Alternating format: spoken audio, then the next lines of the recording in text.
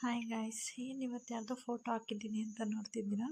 ಈ ಫೋಟೋದಲ್ಲಿರೋ ವ್ಯಕ್ತಿ 6 month back ನಮ್ಮ ಹತ್ರ ಕೆಲ್ಸಕ್ಕೆ ಸೇರಿಕೊಂಡಿದ್ದ. ನಾವು ಕೂಗಲಿಂದ ಬಂದಿದ್ದೀವಿ.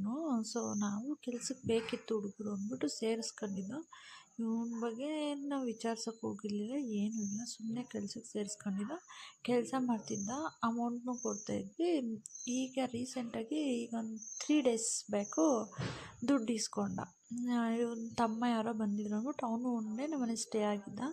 ಇನ್ನು ಬೆಳಗ್ಗೆ ಹೋಗ್ತಾನೆ, ಅಕ್ಕ ಏನಾದರೂ ನೀನು ನಾನ್ ವೆಜ್ ಮಾಡಿ ಬಿರಿಯಾನಿ ಮಾಡಿ ಅಕ್ಕ ಅಂದರು. ಅದಕ್ಕೆ ನಮ್ಮ ಯಜಮಾನ್ರು ಚಿಕನ್ ತಂದುಕೊಟ್ರು, ಬಿರಿಯಾನಿ ಮಾಡಿಕೊಟ್ಟೆ. ಇವನು ಅಣ್ಣ ಬಿರಿಯಾನಿ ಇಬ್ಬರು ತಿಂದ್ಬಿಟ್ಟು ಅವನು ಹೋಗ್ತಿದ್ದ. ಅವನು ಬಾಯೆಲ್ಲ ಹೇಳಿ ಹೊರಟಿದ್ದ. ಇವನು ಬ್ಯಾಗೆಲ್ಲ ಪ್ಯಾಕ್ ಮಾಡಿ ಅವನ ಕೈಲಿ ಕೊಟ್ಟು ಕಳಿಸ್ತಿದ್ದ. ನಾವು ನೋಡ್ತಿದ್ವಿ. ಬಟ್ ಅಜ್ಜಿ ಮನೆಗೆ ಕೊಡು ಅಂತ ಹೇಳಿದ್ದ ಅವನು. ಅಜ್ಜಿ ಮನೆಗಿಡು ಅಂತ ಹೇಳಿದ್ನಲ್ಲ, ನಾವೇನೋ ಬೇಡದೇ ಇರೋ ಬಟ್ಟೆಗಳಿರಬೇಕು ಬಿಡು ಅಂದ್ಬಿಟ್ಟು ಸುಮ್ಮನಾದ. ನಮ್ಮದೇ ಗಾಡಿನ ತೊಗೊಂಡೋದ. ಅವ್ನ ತಮ್ಮನ ಬಿಟ್ಟು ಬರ್ತೀನಿ ಅಂದ್ಬಿಟ್ಟು ಅವನನ್ನು ಕಳಿಸ್ಬೇಕು. ತಮ್ಮನ ಅಣ್ಣ 1,000 ದುಡ್ಡಿದ್ರೆ ಕೊಡಿ ಅಂತ ಆಗ್ಲೂ ದುಡ್ಡು ಇಸ್ಕೊಂಡವನೆ. ಹಿಂಗೆ ಅವತ್ತೇ ಒಂದು 4,000 ದುಡ್ಡು ಇಸ್ಕೊಂಡವನೆ. ಮತ್ತು ಒಂದು ಫೋನ್ ಇತ್ತು ಅಲ್ಲಿ ಕೆಳಗಡೆ, ಸ್ಕ್ರೀನ್ ಟಚ್ಚು. ನಾವೆಲ್ಲ ಮೇಲೆ ಊಟ ಮಾಡ್ತಿದ್ವಿ ಮೇಲ್ ಫ್ಲೋರಲ್ಲಿ. ಒಂದು ಕೆಳಗಡೆ ಇದ್ದಿದ್ದು ಒಂದು ಫೋನು ಸ್ಕ್ರೀನ್ ಟಚ್ಚು, 4,000 ಅಮೌಂಟು. ನಮ್ಮದೇ ಗಾಡಿ ತೊಗೊಂಡೋಗವನೆ.